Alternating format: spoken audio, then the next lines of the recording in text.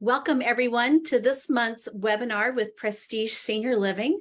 My name is Angie France. I am the product manager with Prestige, and we are so grateful to have you with us today. Representing us today is Adria Thompson from Be Light Care, and we are excited to have her joining us today for this important information centered around cognitive decline, dementia, and all of those questions that all of you might have out there about this stage in life. I have been with Prestige for about 12 years now, and we represent senior living communities up and down the West Coast. So represented in about 8 states. So we represent those in assisted living, memory care, independent living, as well as our skilled nursing centers. And we want to be a resource for you. No matter where you find yourself in life with your own needs or with those of a loved one, we want to share with you how we can help you through that process and maybe be an option for you if you're looking for some type of senior living. But we want to be, most importantly, a resource to give you answers and to help you along that journey. So today we're excited to have Adria Thompson with us, as I said, from Be Light Care. Adria, I discovered her actually through my daughter a while back through her social media interactions through Instagram, Facebook, TikTok. And I just found that her content was really relevant for everything that we go through as family members, as caregivers, whether you work in the industry or you're taking care of a loved one or a friend. And ways to communicate is so important. And that's really one of the areas that Adria focuses on is communication. That is her background. She is a speech language pathologist. She has been doing that for 8 years. She has her degree, her bachelor's degree, as well as her master's degree in communication disorders. And so she has really found a way to interact with people with dementia working in long-term care settings. One of the things that she noticed along the way was communication was very difficult for other therapists that were entering long-term care arena. And so she really has developed a great programming and great practice centered around communication with dignity. I think that's one of the things I love so much about her presentations is talking with people with any kind of dementia in a dignified way. One of our consultants that works with us, David Troxel, wrote a book called A Dignified Life, and it talks about dignity. And we really appreciate that about Adria, the way that she treats all of those that she meets in a dignified manner. And she makes it understandable to all of us, the common folk who just maybe have a family member that's going through a difficult time and we don't know how the best way to communicate with them. And she brings it down to how we can understand it and implement that in our own lives. And so she's going to discuss some of that with us today. And some of those questions that come up and those interactions that happen when someone has been diagnosed with mild dementia. You might think, well, my mom has Alzheimer's, and Adria will talk a little bit about that. We look at dementia as kind of an umbrella with different types of dementia under it, and Alzheimer's is certainly one of those, and we have different types of diagnoses. So Adria, I'm going to hand the platform over to you. Please take your time and share with us. I will say that we will take questions in the chat as well as the Q&A, and we will try to answer those at the end of the webinar. So Adria, welcome and thanks for being with us. Thank you so much, Angie. I really appreciate you and Prestige for having this presentation today. I'm really excited to talk about this topic because I think that this is one of the biggest questions I get through my social media is, what do I do with mom, in these early stages of dementia, or does she even have dementia? So we're going to talk about all that today, and I'm really excited. As Angie said, if you have questions, don't wait. You don't have to wait till the end. You can just throw them in the chat or in the Q&A. I might go over the thing that you have a question about, but if not, I'll try to answer as many as I can at the end. Angie did a great job, announcing all the things about me, but here is a little bit. I have Be Light Care Consulting. As of this week, it is 1 year old. So I haven't been doing this social media content creation for very long, but I know that all of this information is so helpful and useful for caregivers because I've had such a huge outpouring from everybody. I went to Eastern Kentucky University. I've been a speech therapist in 8 different communities across the country. And so I've seen a lot of different places, a lot of different coworkers, a lot of different approaches and techniques. So I know this from a professional level, of course, but I also have a personal connection as my grandmother has vascular dementia. She is in the moderate stages. So let's get into it. What we're going to talk about today really is about the early stages of dementia and how to determine if someone really is in an area of cognitive change that we need to be concerned about. That's where we're going to kind of start. I'm going to lay the foundation for you, provide you some information about the difference between normal aging, what mild cognitive impairment is, and then ultimately what mild dementia is. We're going to talk about that by talking about the stages of dementia. We're then going to discuss different types of dementia and what that looks like in those early stages. And I also want to expand on what we can expect from someone with dementia cognitively. What's going on in their brain and what is it going to look like through their behaviors or through their abilities to communicate. And then at the end, we're going to get super practical. I'm going to talk about some of the difficult challenges that you guys are facing as caregivers on what to do with someone with dementia who doesn't want help or that doesn't identify the fact that they have dementia. We're going to go over specific scripts of what to say and what to do. So it's going to be awesome. Let's jump right in. So what's the difference between normal aging, mild cognitive impairment, and mild dementia? I'm going to describe all of these by talking about the stages of dementia, like I said, but there's no test that we can do that's going to be like a blood test or a urine test or a brain imaging that's going to say, oh, you know what, they are normal, or you know what, they are dementia. What we look at most often is clinically what kind of symptoms someone has, what effect their cognitive changes have on their daily life and function. And so it can be gray areas sometimes, but we will, of course, we want to see a doctor. We want to get assessments done as much as possible for these kind of things. But what I'm going to talk through with you today is just going to be giving you some insight into what you might expect. So before we go into the stages of dementia, I want to first define what dementia is. So like Angie said, dementia is not just Alzheimer's. Dementia is an umbrella term. It's a general term for loss of memory, language, problem solving, and other thinking abilities that are severe enough to interfere with daily life. So I've underlined some of the cognitive deficits that we see. But the big thing is that those last few words, that those changes in cognition are severe enough to interfere with their daily life. So there are many types of dementia. Alzheimer's is the most common type. We have frontotemporal dementia, Lewy body dementia, vascular dementia. We'll talk about those in a minute. But dementia is an umbrella term. So no matter what type of dementia someone in your life has, this talk is going to be relevant to you. So there are many different ways that we can describe the changes that happen in someone's thinking and problem solving and memory skills. There are a lot of different scales, but the scale that I'm going to use to talk to you today is called the Global Deterioration Scale. And this was created in the 1980s by Dr. Barry Reisberg.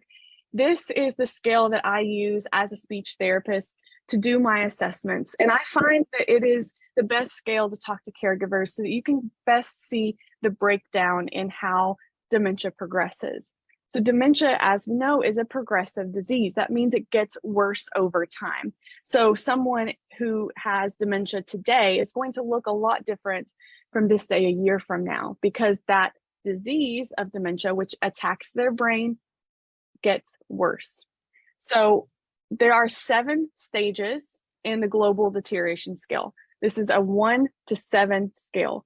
Stage 1 is considered normal cognition. So you and I, who are holding down jobs, are fully functioning adults without any kind of cognitive impairment, we would be in stage 1. On the other side of that, stage 7 is the most severe dementia. This is someone who no longer has the ability to communicate, to walk around, to get around, to care for themselves at all. And then everywhere in between is where most individuals fall. So here we go. Like I said, stage 1 is normal cognition. There's no deficits in cognition at all. Stage 2 would be what we consider normal aging. This is where we started this presentation. What is normal aging? Normal aging is where you might notice a difference in the way that you think, in the way that you solve problems, in the way that your memory works, but no one else in your life can perceive any changes. And even if you went to the doctor and had an in-depth medical exam, they wouldn't be able to find anything. So as a speech therapist, I assess people's cognition all the time. And there are many times I will ask someone, how's your memory? And so many times people will say, well, honey, you know what? I'm just getting older. You know how it is. My memory's not what it used to be. And there is some truth in that. There is a normal level of cognitive change that should happen with aging. But if it begins to go outside of this description, where you are the only person that notices it, then it's not considered normal aging anymore. Dementia is not normal. Dementia is not a normal part of aging. It shouldn't be happening. So normal aging is just you noticing a difference in yourself. And I like to think that this is often how you might feel on a really stressful day. So if you have a lot going on, a lot of things pulling your attention a million different ways, you are sick, maybe you have a headache, you've been up all night, you have a lot going on, and you're noticing that things are falling through the cracks and you're not operating at the height of your abilities, that might be what someone feels like in this stage 2, age-associated memory impairment or normal aging. Stage 3 is mild cognitive impairment. So this is something that can be diagnosed. Often it is abbreviated as MCI. And the definition of mild cognitive impairment is when other people start to notice changes in your cognition. So if you experience MCI, then you will have a tendency to be a little bit more like impulsive, a little bit more just seeking instant gratification. And this can often be looked back on kind of like a teenager. A lot of people describe their loved ones who are in this stage as being almost like a teenager in the way they act. They think they can do everything themselves. They think that they have it all together when maybe they're making risky or impulsive or just decisions that they're not really thinking through. So this can be the very beginnings of friends and family noticing that something is changing. And so like in the description here, there's also difficulty a little bit in word finding and just forgetting where items are or forgetting people's names, forgetting information a little bit more than normal. Now, if you notice in these stages 1 through 3, we haven't even talked about dementia yet. There's nothing on here that says dementia. And this person, even in stage 3, has not been diagnosed with dementia yet. Someone in stage 3 could still be holding down a job. They could still be driving, but they're just getting a little bit, they're showing a little bit of uncharacteristic changes. All right, so once we get into stage 4, this is where dementia starts to be diagnosed. And so I think that a lot of times we have a misunderstanding of dementia. And I see this a lot when people will message me and say, well, how do we, cure dementia? Do you have any tips on reversing dementia? By the time someone is diagnosed with dementia, they are well into the disease process of things changing in their brain. They're all the way in already to stage 4 on this scale. And so this has been happening kind of under the surface for a long time. For individuals with mild dementia, this is where we're going to be landing the majority of our time today. I am going to venture to say that this is the stage that's the hardest to care for. So if you have someone in your life who you think this describes, their cognitive deficits are beginning to affect their daily life. So this means that they are no longer able to hold down a job. Maybe they're no longer able to manage their medications. Maybe they're showing signs that driving is becoming unsafe. Maybe they are not keeping up with their bills. So their cognitive changes are starting to impact those daily life things. We also might notice that they forget recent events. They might ask the same questions over and over again. They might have difficulty, even more so, thinking of the words they want to say. All of these changes in this stage can result in someone who is very hard to care for. So if you can imagine, there are three main ways that people react in stage four. One is, okay, in this stage, we're pulling responsibilities away from them. They're no longer able to drive. They're not paying their bills anymore. We are taking over their credit cards, their bank statements. We are taking over their medication. We are telling them where they can go and where they can't go. We're always constantly checking up on them. And for someone who is a normal adult, they feel like they have lived their whole life. They don't especially want their kids to come in and start making decisions for them or hovering over them. This can feel really terrible. All of their control is being taken away. And so at this stage, individuals will either result in one of three ways. They will react in anger. They will be frustrated. They will be aggressive. They will be mean to you. They will just be absolutely irate. A lot of times, if we see individuals come into a memory care community or an assisted living at this point, we see, little ladies put their purse on their arm. They have their bags packed. They're standing at the door saying, I do not need to be here. Call my daughter immediately. I have to leave here. So they're very angry and they express that very forcefully.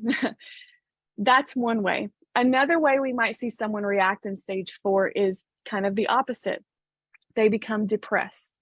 They become apathetic. They withdraw. They're like, you know what? It doesn't matter anymore. What is the point of life? If I cannot drive, if I cannot go where I want to go, then what is the point in life? And they start getting really fatalistic. And they're not coming to family events anymore. And they're just like, forget it. Forget me. Don't bother me. I'll just sit here and rot. So we have that angry, we have that isolation and depression. And then the third way is the individuals who just kind of go with the flow and they're just do whatever and you tell them to do, and they're pleasantly confused. Unfortunately, not many of us are lucky enough to have someone in our life that reacts in that way. A lot of times it's those other more intense reactions. For the purpose of giving you context, I'm going to just fly through the next two. Moderate dementia is stage 5. This is the stage at which they can no longer survive without assistance. They become more and more disoriented to time and place. They have changes in their communication and their attention. This is where we start seeing sundowning, which is when someone begins to get more confused later in the afternoon. And they might start resisting care that you're trying to provide to them. Stage 6 is moderately severe dementia. They really lose complete awareness of their surroundings. They don't really know where they are at any given point. They don't remember any recent events.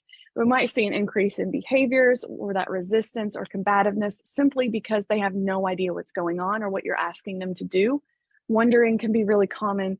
They might know their own name, but in general, they can't communicate or express themselves in a meaningful way anymore. And then stage 7 is severe dementia. They're unable to care for themselves at all and requires a caregiver to provide all assistance. Now, not everyone goes through all of the stages of dementia, simply because as people age and as they progress through dementia, they also will experience other medical conditions. And so someone might pass before they go through all the stages of dementia. So I don't want you to look at this and think, oh my gosh, this is what I have in store for me, because it might not necessarily be true. And there is no set time limit to any of these stages. So they can, someone could be at this stage for years, or it could just be a couple of months. It is so individualized. So now that we've talked about those early stages of dementia in general, I want to talk to you about some early symptoms we might see specifically in different types of dementia.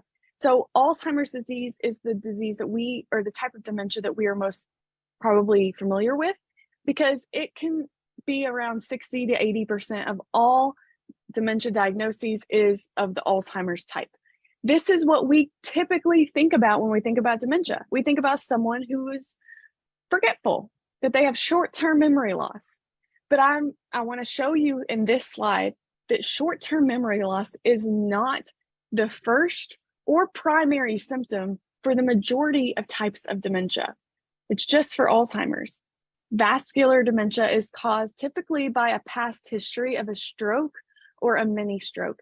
So a lot of times individuals will have a history of that before they begin to show signs of vascular dementia. We will see some short-term memory loss, sometimes vascular dementia. The hard part about this type of dementia, though, is because it depends on where in the brain the stroke or mini stroke has occurred. So if someone has a stroke in the very frontal part of their brain versus someone who experiences a stroke and the left side towards the back of their brain, they're going to have completely different symptoms. So it really depends on what part of the brain is damaged that's going to tell us what kind of symptoms they're going to have. But in general, we're going to see a change in personality, a slowness in thinking, and general confusion. Individuals with Lewy body dementia will not experience short-term memory loss originally and at the very beginning of this disease progression. So they are going to instead experience sleep disturbances. They're going to have what's called an REM sleep behavior disorder, and they are going to act out their dreams. They're going to thrash around. They might fall out of bed or be really fitful in their sleep. They're going to have visual hallucinations. They're going to see things in their environment that aren't there. Typically, they're going to see animals, people, children, shadows, and bugs in their environment. They also will have fluctuating alertness. So they will have days where they seem really with it, and then they'll have days where they're really confused, or they'll have moments where they're really awake and lucid and just being themselves. And then the next moment, it's like a switch is flipped, and they're completely confused and disoriented and scared. Those are the first symptoms for individuals with Lewy body dementia.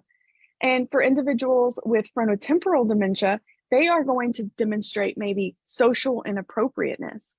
So they might say really rude comments to strangers, and it can be so embarrassing. That is typically of the behavioral type of frontotemporal dementia. We'll also see fixations or obsessions. Some people might start gambling when they've never gambled before. Someone might experience impulsivity. So not only do they say whatever they think, but they also do whatever they want without any thought to consequences for themselves or other people. We also see in frontotemporal dementia of the semantic type or the primary progressive aphasia type of frontotemporal dementia, we're going to see difficulty with language. So they don't have forgetfulness, like I said before. They instead will have these kind of symptoms. They will not be able to communicate well, and that might be their only symptom. So it's really important that we know that it's not just forgetfulness that happens in those early stages of dementia. It can be a lot of different types of symptoms. All right, so then let's talk about, in general, we can list all these things. I can list social inappropriateness. I can list sleep behavior disturbances. I can talk about forgetfulness. And it seems so objective when it's on a list on the screen that you're looking at. And you think, oh my gosh, like, I don't think mom has done that. I don't think that she has demonstrated that. But really what it comes down to is that the early stages of dementia are typically uncharacteristic changes. And this is individualized for every person with dementia, right? Because I did a live with a woman named Rachel, whose mom has frontotemporal dementia. And she talked about this. She talked about how, it's easy to look at these lists and say, well, mom she's not necessarily socially inappropriate. She's not mean. She doesn't say rude things, but her gift giving changed.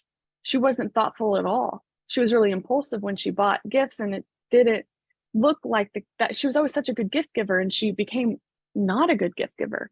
Or one time when we were out for lunch, she grabbed a salt and pepper shaker and put it in her purse. And it's these little changes that don't necessarily look like these lists that we see that make us think, wait, is something going on? And so if we want to sum up what the changes are that happen, the symptoms that we see in the early stages of dementia, it's just an uncharacteristic change. Now, I'm going to break this down a little bit further. We're going to see some cognitive deficits for individuals with dementia. And the reason I want to go through this specifically and the next slide is because when you love someone with dementia, and I know that, and I love someone with dementia, it's so hard to see a person with dementia and their behavior and put that together, because a lot of times we're like, that's not mom. Like, dad would never do this, or my husband would be so ashamed if he knew how he was behaving. And so a lot of times we see their behavior. We might not consciously see it as a choice, but I want you to consider, are you seeing these behaviors, these changes in someone with dementia, or someone in the early stages, you're not sure if they have dementia? Are you seeing them as this is a choice that they're making? Or are we seeing it as it is, which is a symptom of the disease? So I can tell you about, we could sit here and have a whole discussion about diabetes, and I can list all the symptoms and the reasons why these symptoms happen. We get into all the in-depth stuff.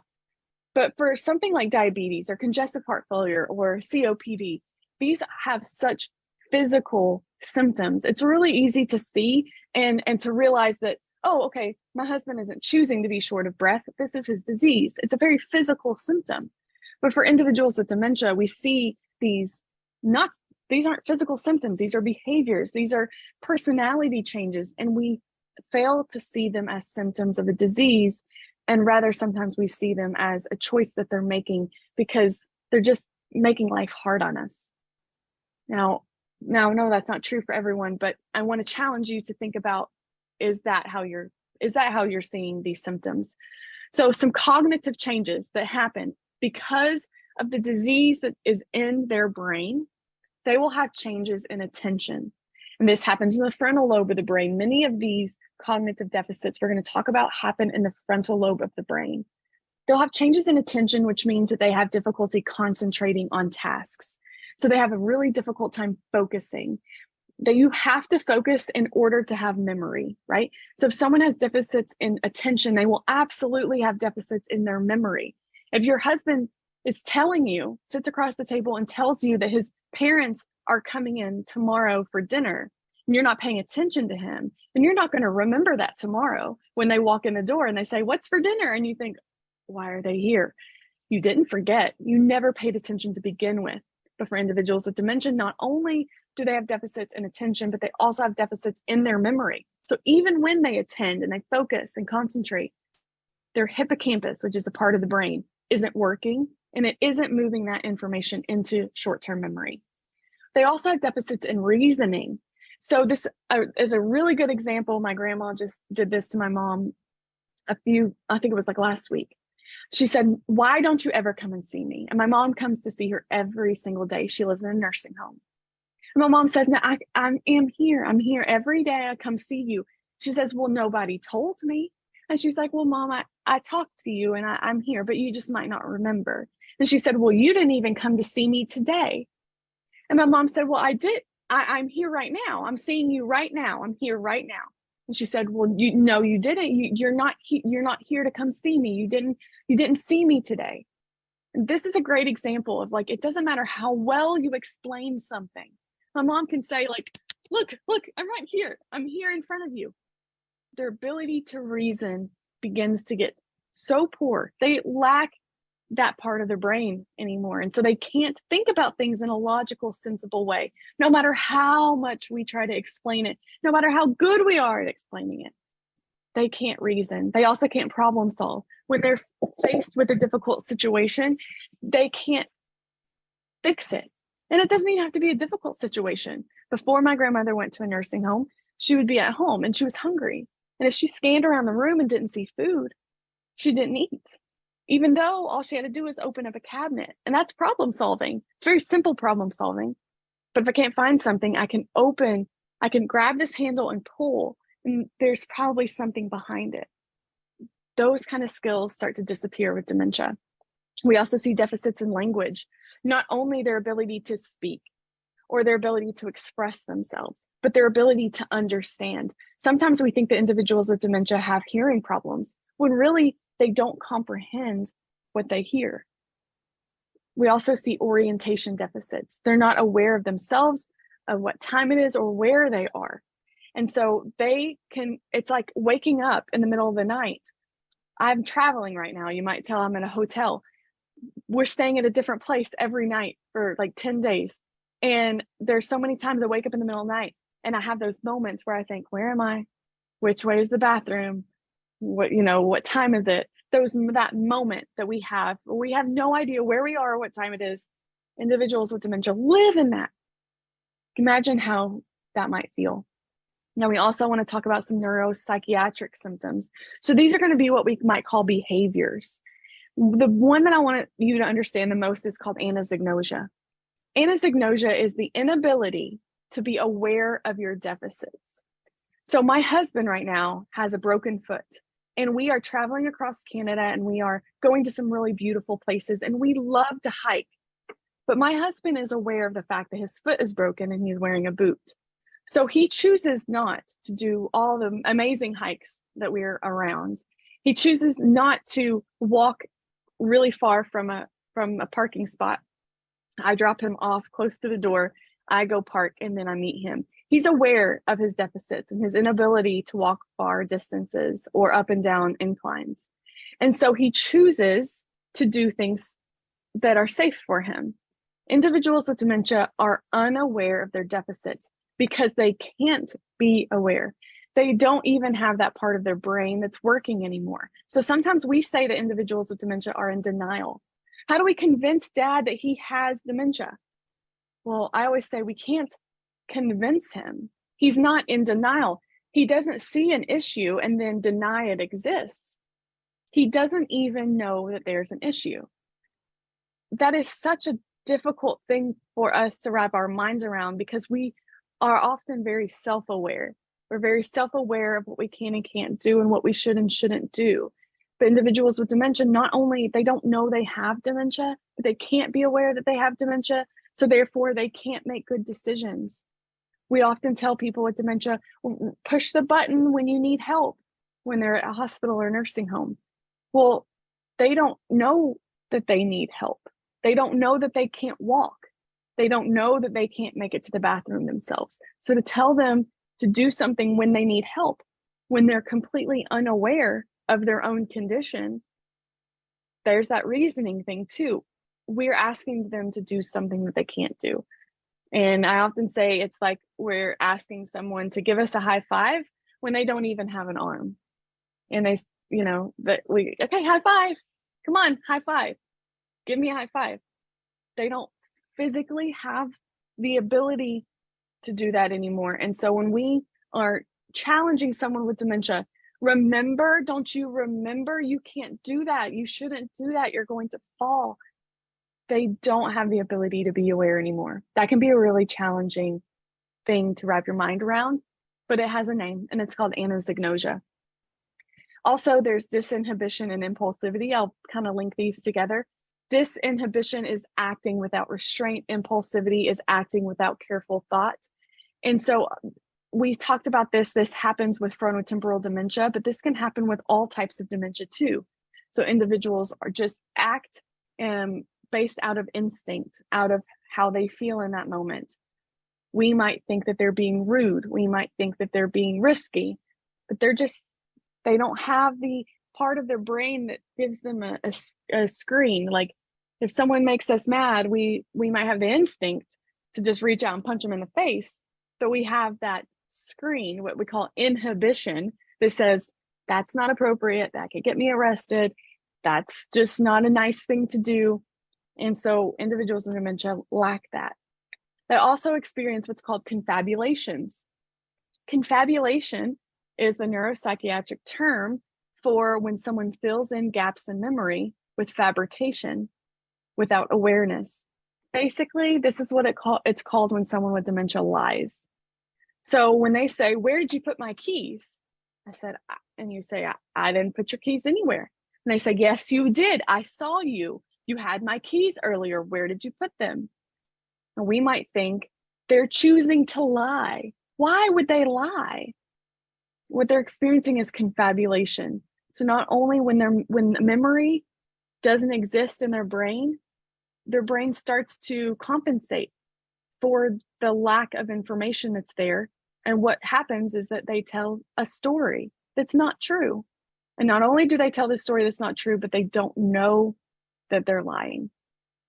Now, in total, everything we just talked about, this means that they lack the cognitive abilities to understand or even acknowledge their needs, right?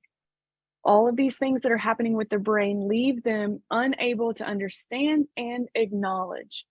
So if they can't understand and they can't acknowledge their needs and that they have dementia and that they need help, then we as caregivers cannot wait for them to ask for or agree to helping them. If they don't understand, they can't acknowledge, then how are they going to ask or agree to help? So we as caregivers often have to do the uncomfortable thing of making decisions for another person. It's not a fun feeling. We have to be responsible for everything that another human does. We make decisions about what they eat, what they wear, where they go, how they spend their day, because they're not able to make those decisions for themselves anymore. And if we sit around and wait for them to ask for help or to finally agree to it, we're going to be waiting forever, because these symptoms result in them refusing assistance, even though they desperately need it. So what do we do, right? What do we do in these early stages of dementia? Some of the big issues that we see is maybe we need to get them to take a shower. We need to take away their car because driving is not safe anymore. We need to move them into an assisted living facility. We need to get them to stop cooking. Or maybe we need to just get them to the doctor's office so we can get a diagnosis of something. All these are good examples of the challenges that we're faced in these early stages of dementia. And we need to get these things done for their own good, but they refuse. So what do we do? And we're going to spend the last part of this talking about all of those specific examples. But before we get to specifics, I want to give you a framework. I'm going to give you 5 steps to providing someone with dementia undesired care. When we have to care for them and they don't want it. Number 1, this is the first thing you're going to do. You're going to resist the urge to disagree, argue, or explain. So the first thing you do is nothing. You have to take a beat. You have to take a moment. Acknowledge how you feel when they say, I am not going to that doctor's office. No, I can drive. No, I do not want to take a shower. I took one this morning. You got to sit there and resist that urge to disagree with them, to argue with them, or try to explain to them, to get them to understand why you are getting them to do the thing you need them to do. So first, you're going to just resist that urge. Number 2, we're going to acknowledge their concerns and objections with validation. Now, validation is a approach in dementia care that was developed by Naomi Fail. She was a social worker, and she has a lot of really interesting work about validation in dementia. So I encourage you to Google validation in dementia. You can go down a rabbit hole, but basically the idea is we're not necessarily agreeing with them about their objection, about their explanation for why they don't want to do something that they absolutely need to do. We're not agreeing with them, but we're just validating them. We're saying, I hear you. I am acknowledging what you're saying. And I just talked through this with my mom yesterday on the phone on FaceTime when my grandmother is refusing to take medications and it's becoming an issue at the nursing home. And I talked to my mom. I could hear my mom saying, but mom, you have to, but mom. And I said, just tell her you understand why she's upset. And I could just see my mom. It goes against everything she feels to say, I understand why you're upset. I know you don't like to be told what to do. That's sometimes all it takes. Acknowledge and validate how they feel. Number 3, this can happen. Hopefully this part will happen before, if this is an issue that you've faced before, but I wanted to throw it in here. Number 3, we're going to discreetly and non-confrontationally modify their environment. Now, Google keeps telling me that non-confrontationally is not a word, but I think it should be. because basically we want to change the environment around them without them knowing. We're going to do it discreetly, and we're not going to confront them or draw attention to the fact that we're changing the world around them so that they will be more appreciative, maybe not that's the word, just more compliant with what we need them to do. Number 4, we're going to spin everything in a positive light and use things that motivate them. And when I was talking to Rachel that I referred to earlier, she said, sometimes I guilt trip my mom to do the things I need her to do because I tell her that if she doesn't do it, that I have to do it. And she's such a caretaker and such a good mother that she will do the thing that I need her to do. And I challenged her to change how she thought about the word guilt trip. It's not necessarily that we're guilt tripping her. It's that we're using what motivates her. We need to know and state in this 4th step more than anything else. We need to know the person well. We need to individualize our technique and our approach to them and what we know about them, because we need to know what motivates them. And then number 5, we need to focus on what they can do. So many times we tell them, don't get up, don't fall, don't drive, don't cook, don't do your medicines, don't get up. Instead, we need to tell them what they can do, because they lack the cognitive ability to know what their options are. Now, we're going to take these 5 steps and we're going to apply them to the 5 scenarios that we talked about a minute ago. I'm going to get very specific here, and I've given you scripts. So here we go. We're going to give someone a shower. Let's say we approach our mom and we say, Mom, you need to take a shower. And she says, no, I am not taking a shower. I already took one, right? Have you ever heard that? Okay. Number 1, we're going to use our first step. We're going to take a deep breath. And we are not going to argue the fact that, no, of course you haven't showered today. As a matter of fact, it's been 9 days since you've taken a shower. So we might think those things, but we're going to not say anything. And instead, we're going to go to step 2, which is we're going to acknowledge and validate them. Mom, you don't want to take a shower. You've already taken one. I understand that this seems inconvenient, right? If you've already taken a shower and someone tells you that you need to take a shower, you might think, well, that's really inconvenient. I've already taken a shower today. I don't smell. My hair is already done. I don't want to get it wet and have to blow dry it and all of that. We need to acknowledge what they might be feeling.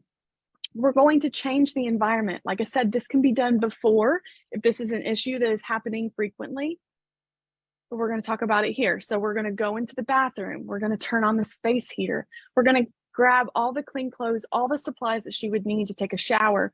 We're going to take things out of that environment that might be distracting. So if you know that your mom always gets distracted and wants to fiddle with all of her makeup and put things in certain spots, and you don't want her to go in there to take a shower and instead get distracted, then we're going to take things out of the environment away that might be distracting for them.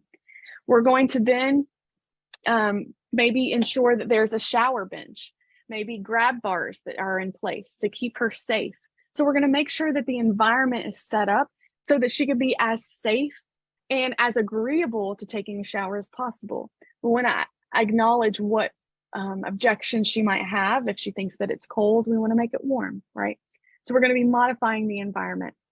Number 4, we're going to spin things in a positive light, and we're going to use what motivates her. So what we know about our mom is that she loves her grandchildren, like would do anything for them. So we're going to use that to our advantage. We're going to say, hey, Mom, I just got off the phone with your granddaughter, Kelly. She's going to come by for lunch later today, and she asked how you were liking the new shampoo that she bought you, and I completely forgot to give it to you. She picked it out for you because it smells like coconut and vanilla, and it reminds her of the cookies that you would always make around Christmas time. So come on in here, come in the bathroom with me. I want you to smell it. I want you to smell this. Kelly has been asking me every day how you like it, and it completely dropped. I completely forgot. You know how my memory can be, right? And I completely forgot to give it to you. Come on in here to the bathroom. Let me have you smell this. So once we get her in the bathroom, it's nice and cozy and warm in there. The water is running. And you say, hey, she would love it if you used this before she came over. I'm going to be so embarrassed if she comes over and you haven't used it. Then hop in there real quick and get it done, right? And then, number 5, I have the water running for you. I know you don't need help to shower. Of course, you're a grown woman. You go ahead and jump in, and I'll just be doing a little laundry. I'll be around if you need anything. If someone needs assistance in a shower, I come up with the most silly reasons that I need to stay in the bathroom, or I need to come into the bathroom once they're in the shower. I need to, I say, okay, I'll be right out here. And then I knock, knock, knock. Hey, I have a roll of toilet paper. I need to refill the toilet paper over here. Or, oh, I forgot to give you these towels. Let me bring them in here. So we're going to talk about what they can do. Yeah, I know you can shower. I'm just going to be out here. Okay. All right. So let's apply this to the next scenario, taking away a car. They say, I'm going to drive down to the store. Where are my keys? I'm going to take a deep breath, and we're not going to argue the fact that they can't even drive 3 feet without hitting something. And he's gotten lost 12 times in the last month going to the bathroom. Of course, he can't drive to the store. He would never make it. We're not going to say that. We might think it, but we're not going to say it. Instead, what we're going to say is, you want to drive. You must need something. I wonder if I have what you're looking for. I'd love to help you out. What do you need? So we're identifying the fact that, number 1, they want to go to the store, and it's probably because they need something. So what we're going to do non-confrontationally and discreetly to the environment is we're going to take the time to disable the car when they're not around. We're not going to do this in front of them. We're going to maybe remove the spark plugs or disconnect the battery. You also know that when they think they're out of Pepsi, for example, they always want to go to the store. So what we're going to do is make sure they never run out of Pepsi. We're going to have an endless supply of Pepsi, maybe in the garage or something. And so this is kind of stage 4 and 5 together. We're going to say, hey, Dad, this is where we're going to spin everything in a positive light and focus on what they can do. Hey, Dad, I'm afraid your car isn't working. We haven't been able to get it started working today. And I know you're going to the store is important to you. And I want to make sure that you get what you need. So I'm so sorry about the car. This might work out okay, though, because I was just about to ask you if you could help me with something. We also know maybe that they're motivated by their grandchildren and they love feeling helpful. So we're going to say, I know you enjoy woodworking, and I know absolutely nothing about this, but the kids want to paint a birdhouse this weekend and it really needs sanding. Could you help me? So we're going to take their attention away from the thing that they can't do and put it on what they can do. The next scenario, moving them into an assisted living. They say, nope, I'm not going anywhere. I can take care of myself. We're going to take a deep breath, and we're not going to explain the fact that no, that they cannot care for themselves. And you are at the end of your rope because you can't be with them 24/7. And you know that's what they desperately need. So you're going to say, you don't want to leave home. That's completely understandable. My home is very special to me too. What we're going to do is we're going to make the decision that they need done for them. We're going to separately make that decision to move them into an assisted living. We're not going to wait for them to agree or ask for help. We're going to tour places and we're going to choose the best option for their safety and independence. We're not going to wait once they're, like again, I said, we're not going to wait for them to come around or agree because they don't have the ability to. Now, if we're talking about someone with mild cognitive impairment, they will have the ability to participate in this conversation. But what I'm describing right now is individuals who are in that mild dementia stage where they cannot care for themselves anymore. This is affecting their daily life. They need supervision and assistance. And maybe they're also experiencing anosognosia, so they can't be aware that they need it. And we're going to say, Mom, we're going to give things that are positive and it's going to motivate her. She loves her friends at church. So we're going to say, Mom, you're not going to believe this. Your friend Cynthia at church rented an apartment as Prestige Senior Living, and she had to back out last minute. She's in a really tough spot needing someone to stay there this month. So let's say also this mom is very frugal. She loves a good deal. She loves to bargain shop. And so we're going to say the price is next to nothing. They have a gourmet chef. Oh, she loves food. She loves to garden. They have a large flower garden, and Hillary's mother lives right next door. I think it's a perfect opportunity for you. We have got to pull the trigger on this, Mom. This is a great deal. We are never going to find anything like this. You'll be doing Cynthia such a huge favor. She will be so excited. And I thought that maybe we could go check it out. I have a time slot at 2:00 today. And they're also interested in someone with a background in education like yourself that could help with some of the volunteer groups that come. We can ask more questions when they're there. We're not going to ask her, we're not going to focus on what she can't do, which is make a decision about assisted living, but we are going to focus on what she can do, which is make a decision about lunch. Do you want to go to Panera or Chipotle before? And we're going to get them to stop cooking. Once again, we're going to not argue. I'm going to run through these next two quickly, but you will have the script if you have these notes. But we're not going to argue. We're going to validate. We're going to acknowledge their concerns. We're going to safeguard the kitchen. So we're going to modify the environment non-confrontationally. We're going to focus on the things that motivate them, things that are exciting and positive. And then we're going to make sure that they know what they can do. So maybe, Mom, can you get the spices out for me? Maybe she can't cook, but she can get all the things ready for us. We're going to get them to go to the doctor. Same thing. Acknowledge, validate. We're going to then focus on what's positive and exciting, what motivates them. And then we're going to focus on what they can do. All right. Now, I might have given those descriptions. You read those scripts and you think, well, yeah, in a perfect world, maybe those things would work, but I'm telling you they do. I'm telling you they do. And it's not going to work every time, and it's not going to work the first time. Number one, you need to give yourself grace, most importantly, because you will mess up. You will argue. You will explain. You will try to get them to understand and agree to help. You'll find yourself 10 minutes into a monologue about, yes, Mom, I am here visiting you because I'm right in front of you. Physically, I wouldn't be here. You wouldn't be seeing me unless I was here, right? We find ourselves sometimes long down the road in these explanations before we realize, what am I doing? This is pointless. So give yourself grace. You will absolutely mess up. Number two, I say this very bittersweetly. Know that this stage doesn't last forever. I told you earlier that the mild stage of dementia is the most challenging to care for. And that is because they are confused enough to not be able to help themselves and care for themselves, but they're aware enough to remember what you said earlier or to, have the ability to argue with you about it. They're just confused enough to make things difficult, but not confused enough to trick them.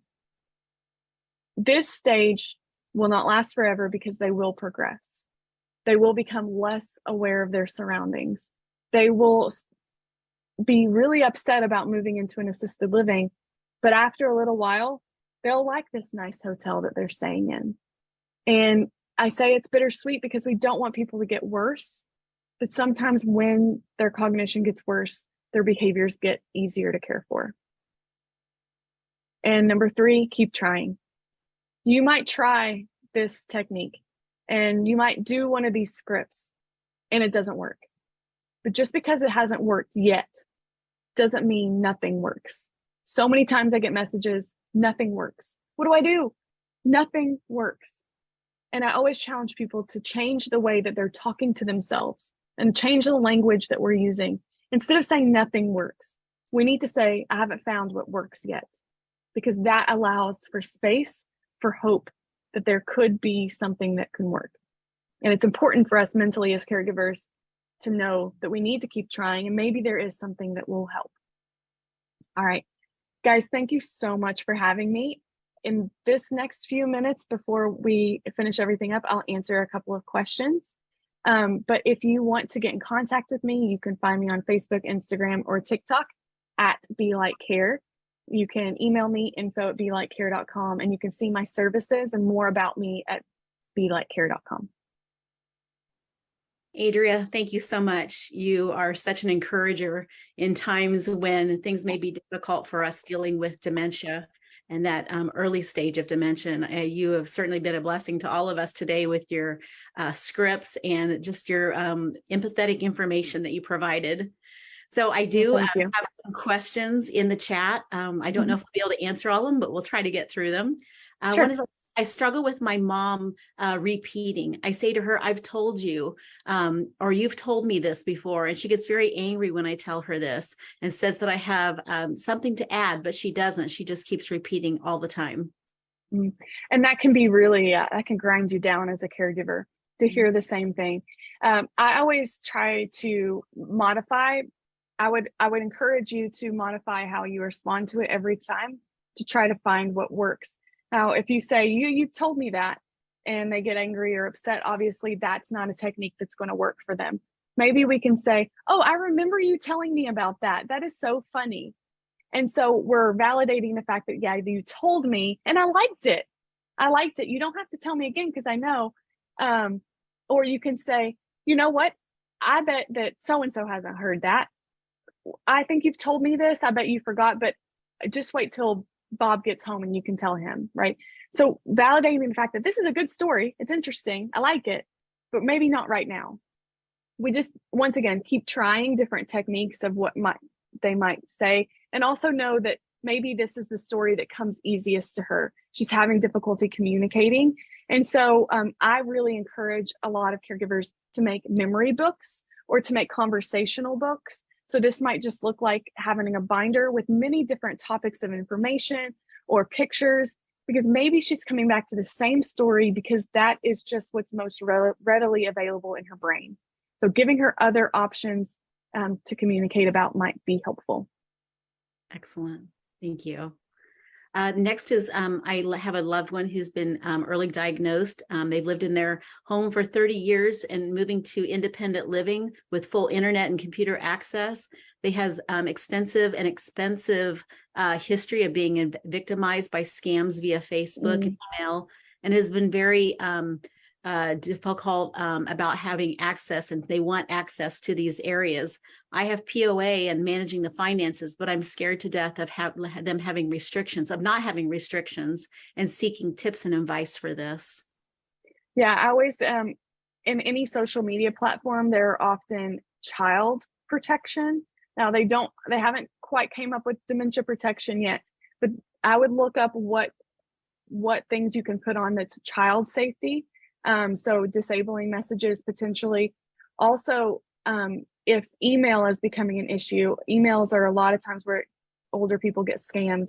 You can actually set up, you could go into their email and set up that everything is forwarded to you, or everything gets forwarded to you can set up a separate email account so that you can be the one to sift through what they receive. So it can go to your email and then you can forward it on to them.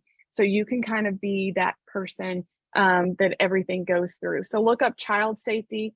There's also some things called like, I know for some men, it's been an issue that they may be looking at inappropriate websites. There's things like a website called Covenant Eyes that puts really heavy protections on what things people can and can't look at. That could also be an avenue to check out. Okay, thank you. Can you give an explanation of what is sundowning? Sundowning is basically just a phenomenon. It's not a type of dementia. It's not a medically diagnosable thing. It's just a description of confusion that happens later in the day. Now, as we might think that sundowning is going to happen when the sun goes down, that's not always the case. Sometimes it can happen around 3 or 4 o'clock in the afternoon. But basically, this is just where we see a habit of them getting more confused at a certain time later in the day. There are different theories about why this happens, but in general, it's probably because they have a cognitive load. So those of us who are cognitively normal, we have lots of resources and abilities and cognitive performances that happen in our brain. But for individuals with dementia, they have a lot less to work with.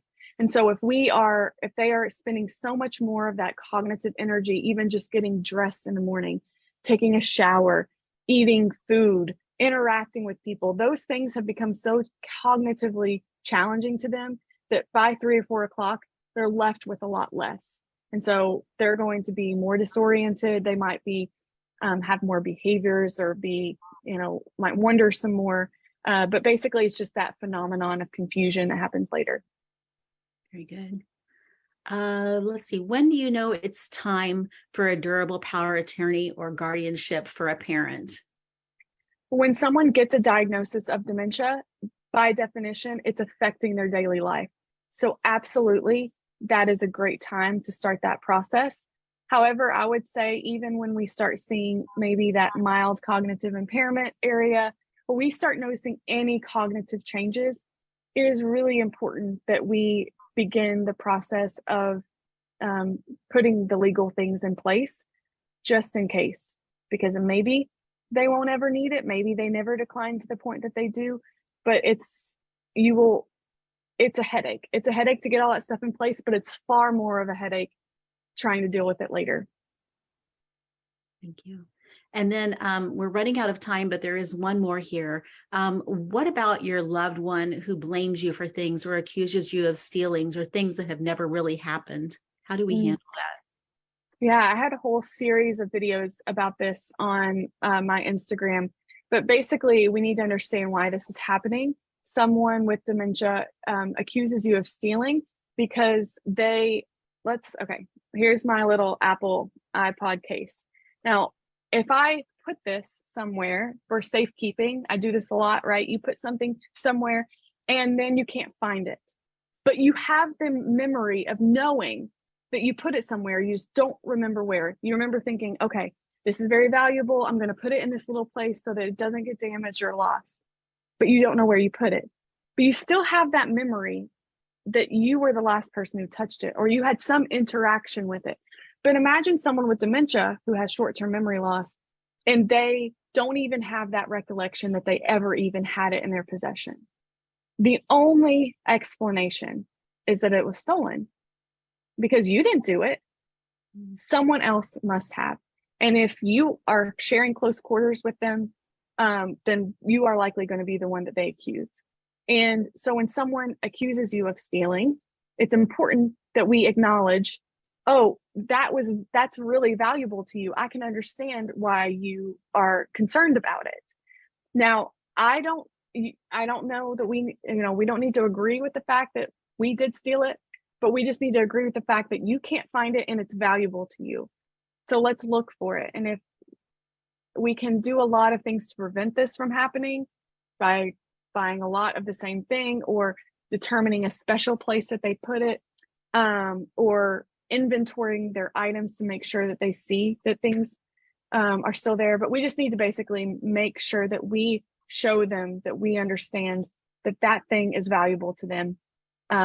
Because when we start to argue with them immediately, then we're invalidating their feelings, which can, make everything worse. And then a final question, can a person fall into both or two different kinds of categories regarding their dementia and be diagnosed with more than just one type?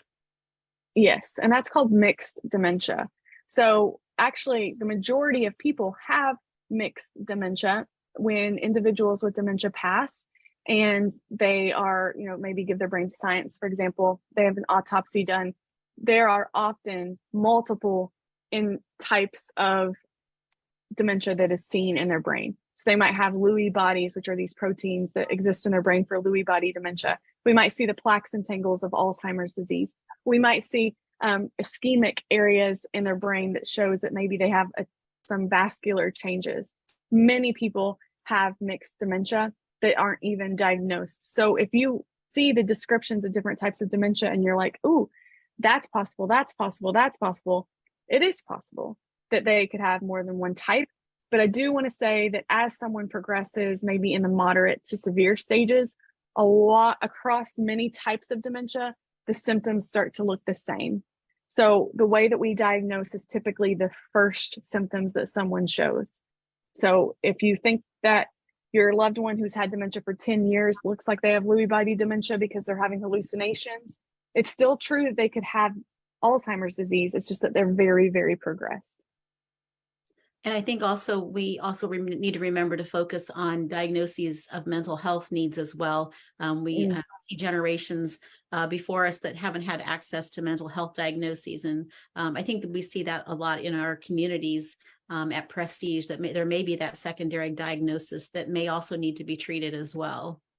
Absolutely. Depression alone can cause cognitive impairments that look like dementia. And sometimes people are misdiagnosed with dementia that actually just have underlying severe depression. So yeah, that's a very good point. Yeah. Well, Adria, I'm sorry we can't get to all the questions. There are a plethora of them. I do want to let everyone know that we will be sending out a copy of these slides to you, as well as a copy of the recording from today, so that you can reference back to that or maybe share it with another loved one. I know families are often having these discussions during the holidays that are coming up, and trying to look and see if there's changes in their loved one through the holidays. And this would be some really great information for you to go over as you are gathering together in the upcoming months. It is discussion that we all at some point may need to have in our lives. And Adria, you've done such a great job of sharing that information. You can also reach out to us at prestigecare.com with any questions. My name is, once again, Angie France, and those emails can be forwarded to me, as well as you can see on the screen Adria's contact information. If maybe you're needing some additional help or consultation as you make your way through this path with your loved one. So thank you all for being with us today. We're so grateful to you being with us, and we look forward to you tuning into our future webinars with Prestige Senior Living. So have a great day.